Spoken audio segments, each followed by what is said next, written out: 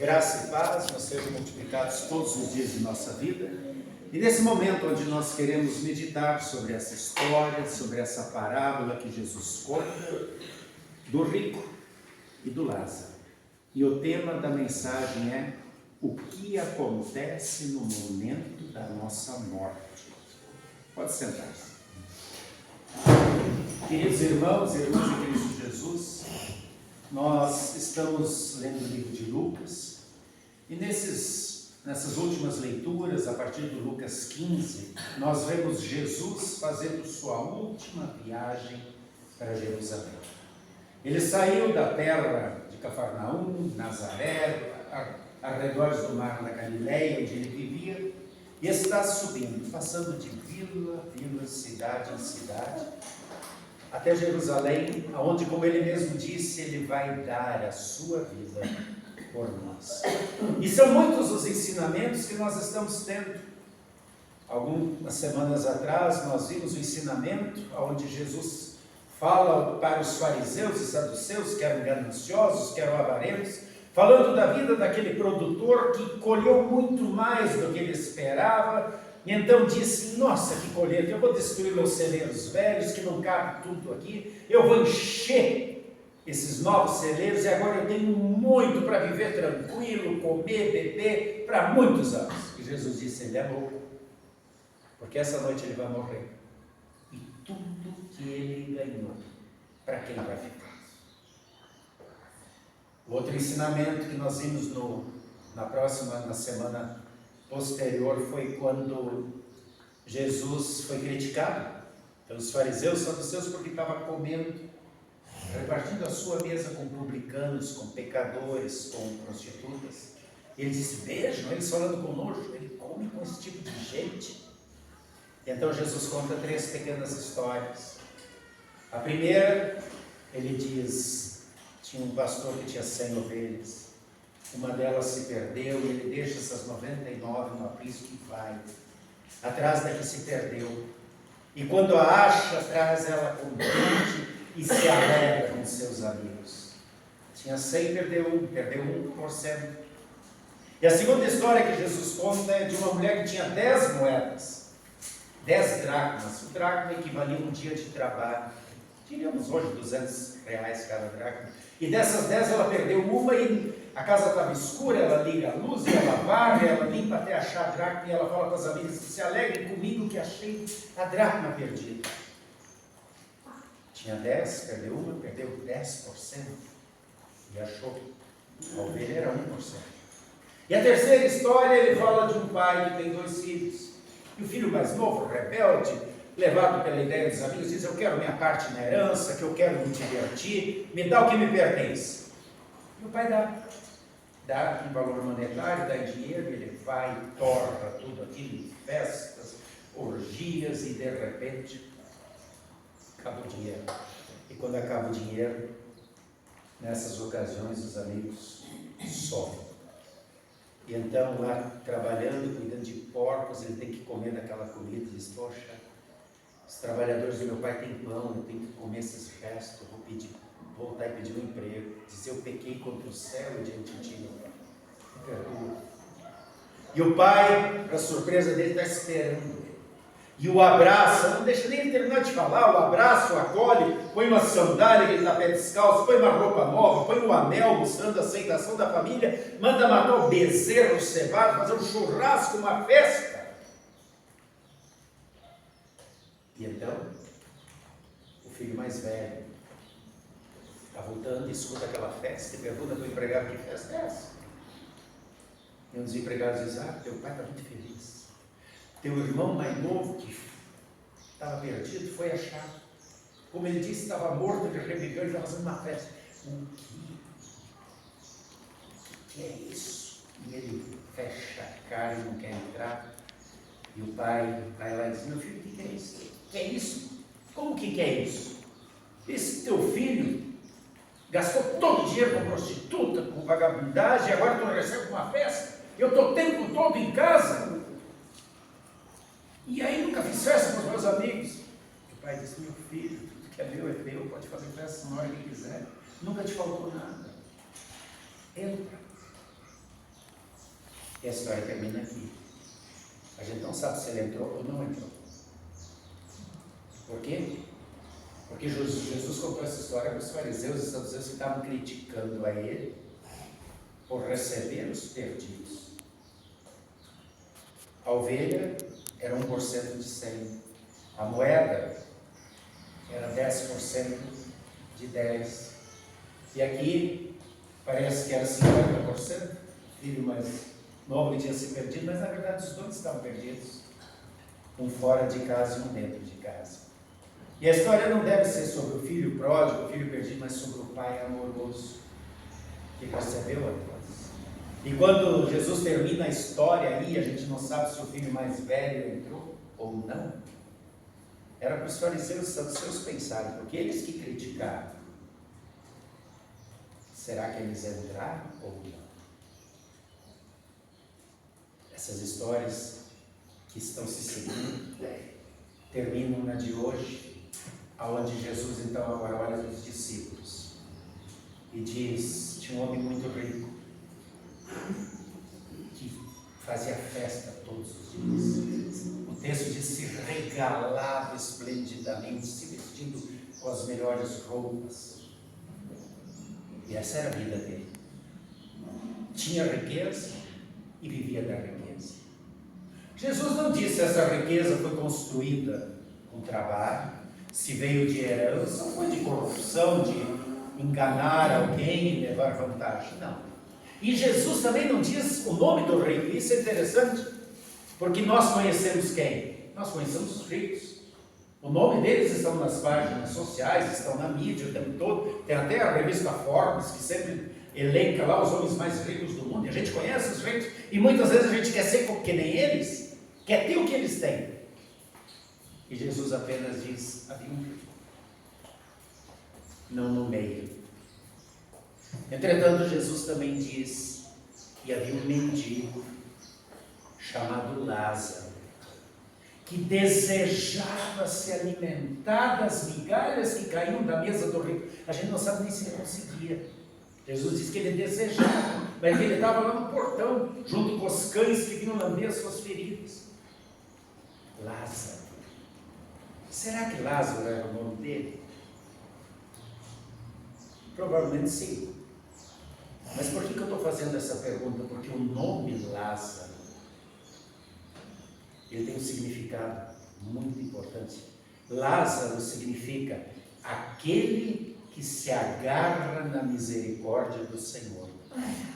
Ou seja, Jesus poderia ter dito do rico, falar do rico e ter dito assim: havia também um mendigo que se agarrava às misericórdias do Senhor, que só tinha a misericórdia do Senhor e os cães que vinham lamber suas feridas.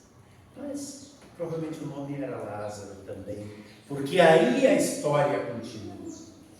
E aí nós temos várias e várias lições. Nós achamos que ali há uma grande disparidade, uma grande diferença entre o rico e o mendigo.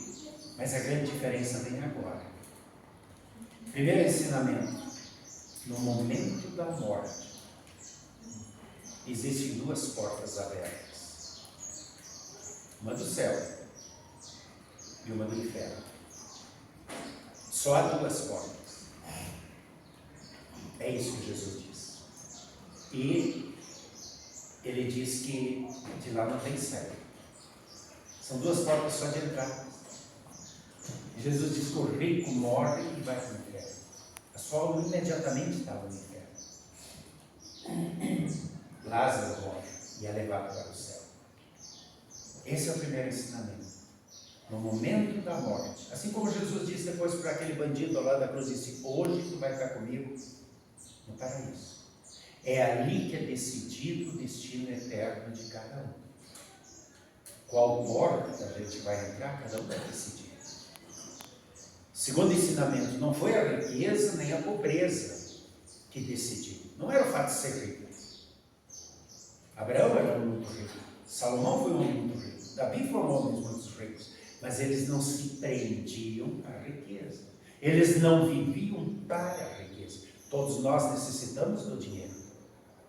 Mas nós não podemos viver para o dinheiro, é diferente. E não foi o fato de ser pobre que levou Lázaro para o céu, mas o fato de ele se agarrar às misericórdias de Deus. Tem muito pobre, que talvez vocês até conheçam, que amaldiçoa a sua pobreza. Eu não tenho nada, eu sou um miserável, se vitimiza o tempo todo, Deus me castigou, Deus não dá nada para mim, os outros têm.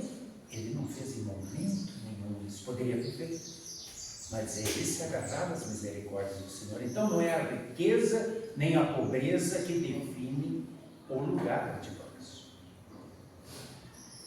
Esse é o segundo ensinamento. Terceiro ensinamento: o inferno é real, existe, e não é algo assim, uma ilusão. Lá, o rico estava sofrendo dores intensas.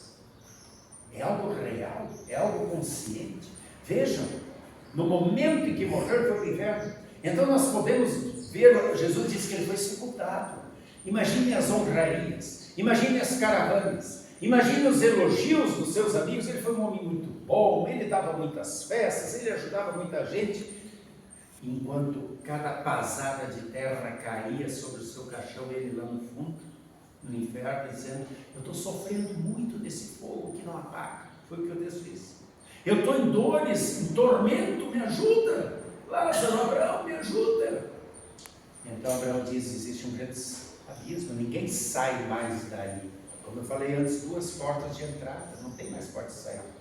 E então bate o desespero, o remorso, porque ele está consciente, ele lembra dos irmãos, e talvez ele é o irmão mais velho, que levou os seus irmãos mais novos para o mesmo caminho.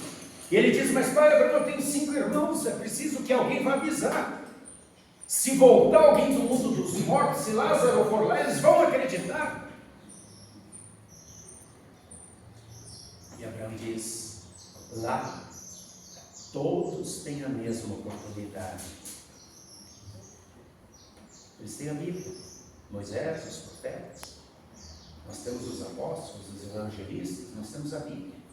A Bíblia mostra, é o GPS, diríamos hoje, as 2 portas, e para a qual queremos ir. E o rico insiste: não, mas se alguém for dos mortos vai. E Abraão diz: mesmo se fosse. Se alguém ressuscitasse dos mortos, eles não acreditariam. E aqui tem um outro ensinamento. Será que alguém pode voltar ou não? Mesmo que... Por que Jesus disse isso? Porque alguém veio do mundo dos mortos. Jesus. Ele ressuscitou. Ele ressuscitou. E ele ficou 40 dias após a sua ressurreição e se mostrou vivo, como diz o texto de Atos, a mais de 500 pessoas. E quem creu? Somente aqueles que já anteriormente criam, que reforçaram a sua fé. Agora, aqueles que não creram, os fariseus, os saduceus, aqueles que atacaram o tempo todo, continuaram não crendo, mesmo tendo evidências da ressurreição. E a prova disso é logo no momento da ressurreição, quando a pedra é removida e os guardas atônicos vão e contam, ele ressuscitou. Aí os fariseus chamam eles, dão dinheiro, subornam, e dizem: não falem nada para ninguém. Não há acordo. Seria tão fácil os fariseus mostrarem o corpo e dizer: ah, mentira, está aqui, ó. Não tinha. Ressuscitou. E durante 40 dias, Jesus se mostra vivo e ninguém dos que não criam. E por que não creram? Como é que sabemos disso? Porque depois continua a perseguição sobre os apóstolos, eles continuam pregando, ele ressuscitou. E os fariseus diziam: nós não queremos mais que vocês falem desse nome. Por isso Jesus diz: mesmo que alguém ressuscite, não vão crer. Por quê? Porque não é visão, não é revelação, não é um ato extraordinário que produz a fé no coração. E esse é o outro ensinamento. É Moisés, os profetas, os evangelistas, os apóstolos. É a Bíblia. É através da Escritura Sagrada. Por quê? Porque além daquele abismo entre céu e inferno, existe um outro abismo que nós criamos, que é o abismo do pecado. Por causa do pecado, nós nos separamos de Deus, nós não temos como chegar a Deus, porque Ele é santo e justo. Nós temos raiva, ciúme, inveja, egoísmo, ódio, maldade. Não tem como a gente se aproximar. E aí o que aconteceu? Movido por amor, Deus se faz homem. Porque o salário do pecado é a morte. Nós deveríamos morrer. E então, Jesus, sem pecado nenhum, Israel, fecha a porta, está batendo aqui atrás, você está incomodando. Então, Jesus, sem ter pecado nenhum, ele sofre e morre pelos meus pecados, pelos pecados de cada um de vocês. E é por isso que ele diz: eu sou o caminho, eu sou a porta, eu sou a vida eterna. E poderia muito bem ter dito: eu sou a ponte sobre esse abismo que vocês criaram. Sem a Escritura Sagrada não é possível crermos. Portanto, a única voz que vem do além é essa. E ela nos mostra que existe um céu e um inferno.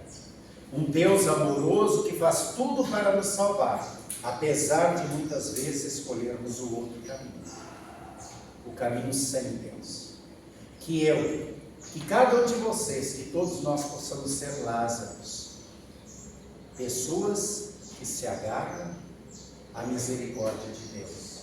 Porque a misericórdia de Deus se manifestou em Jesus, que sofreu e morreu pelos nossos pecados na cruz, para que nós fôssemos para o céu, onde há festa, onde não haverá mais dor, nem pranto, nem lágrima, nem pecado, porque tudo serão coisas passadas. Mas há mais uma mensagem nesse texto. Qual é a razão do remorso e do desespero do rico no inferno? Eu ainda tenho 5 irmãos. Eu e você, que já nos agarramos à misericórdia de Deus, que já olhamos para Jesus e sabemos que Ele é o nosso Senhor e Salvador amado. Estamos a caminho do céu. Não chegou o nosso momento ainda da lista de chamada, mas nós temos 5 irmãos. Talvez esses irmãos sejam da nossa família de sangue, não creem, que zombam da fé. Talvez sejam da nossa escola, talvez esses irmãos sejam do nosso trabalho, talvez sejam vizinhos, amigos de bate-papo, amigos de pescaria, de futebol, de academia. Mas existem muitos e muitos 5 irmãos que ainda precisam ser alcançados por Moisés, pelos profetas, pelos evangelistas, para que eles saibam que existe pecado que separa, e o pecado é nosso, mas que existe amor que une, e o amor é dele. E essa é a mensagem de amor que nós vivenciamos no dia a dia, quando lemos a Bíblia. Deus espera que a levemos a esses 5 irmãos que estão ao nosso lado, que a gente vê todo dia, para que eles também possam ser convertidos pelo Espírito Santo e serem então acolhidos pelo bom pastor, que acolhe 1%, que acolhe 10%, que acolhe 50%, mas que quer acolher todos, porque Ele é o Pai amoroso, que abunda em graça e perdão, enquanto é o tempo da graça, esse tempo que nós vivemos.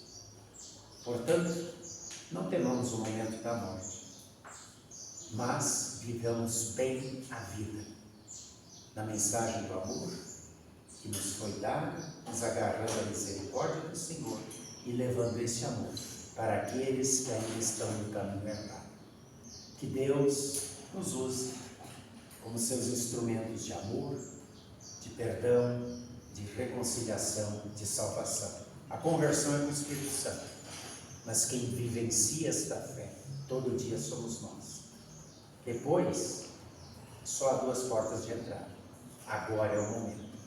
Que Deus nos abençoe como seus mensageiros neste mundo de paz, falando, mas principalmente sendo exemplos. Que assim seja.